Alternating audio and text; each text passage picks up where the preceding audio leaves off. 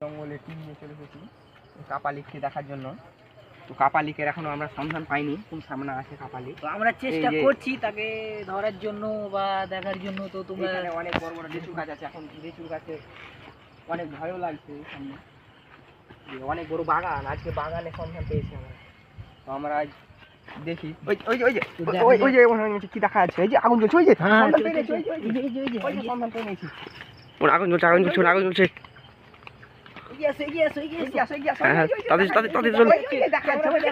হ্যাঁ অবশ্যই দেখা গেছে।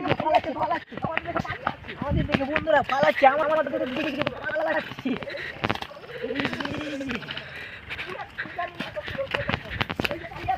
আমাদের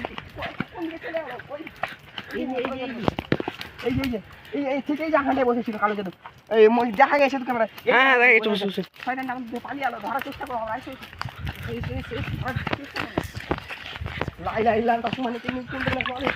কোন দিকে যেন পালিয়ে গেল শয়তানটা, তো আমরা তাকে এখন খুঁজে বের করবো।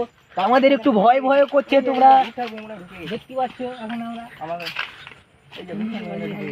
আমাদের এইগুলো হবে না, আমাদের এইগুলো হবে না,